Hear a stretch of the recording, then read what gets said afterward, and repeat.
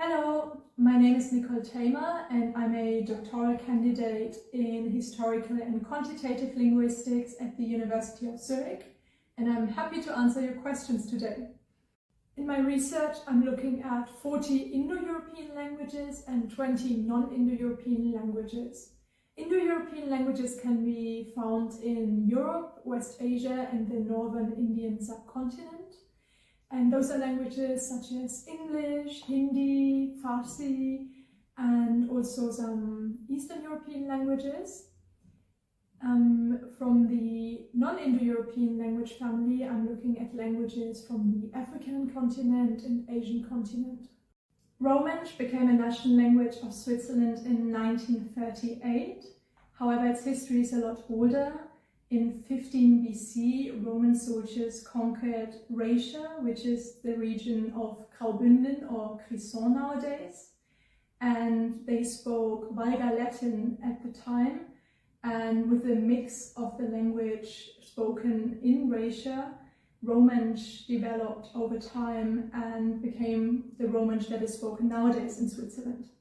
There might be several reasons for this. First of all, when we are born, we usually are surrounded by our native language or maybe some other languages, but usually there's one dominant language. And we are really used to these sounds. So when we hear new sounds that we haven't heard before or don't now know from our mother tongue, we might not replicate them properly, which can lead to an accent. Or we try to substitute sounds so that we approach the right pronunciation.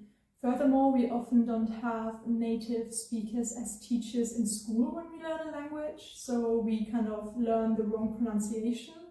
And also muscle memory plays a factor, so some other language speakers might use their mouth or tongue differently, and we're not used to that, so we have to learn how to use these muscles correctly. A language isolate is a language that can't be classified into a larger language family. For example, Basque in Europe is not part of the Indo-European language family, which is very dominant in that region. It is surrounded by languages of that family, but historically it's not related to these languages, and that makes it an isolate. If you're wondering about the first language ever spoken and how that was born, we don't really know. There are some theories about it, but we can't really know because it wasn't recorded. However, we know that nowadays that languages that exist and are spoken widely have been going through a long process of change.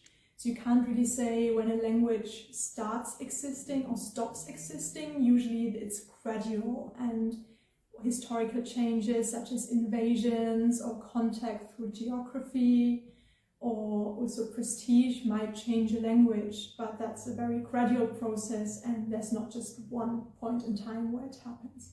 A language barrier can be a problem, for example, when people can't communicate properly or when you move to a new country and you can't integrate properly while not speaking the language.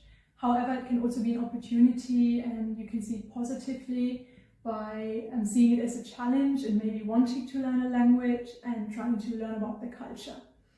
The economy plays a big role in language change. Some countries which have greater economic power might attract more people who want to speak the language of that country, such as English or Chinese. And some countries have a big pop culture, which is also called soft power. So people are starting to learn a lot of Korean now or Japanese.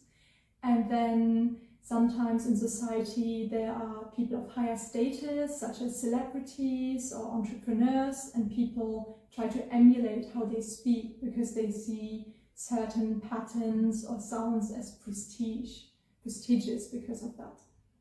My favorite phoneme is the glottal stop. Since I lived for 5 years in the UK, I heard it a lot. There are lots of memes about it as well, such as a bowl of water. And my favorite non-Indo-European language at the moment is Japanese because I'm studying it.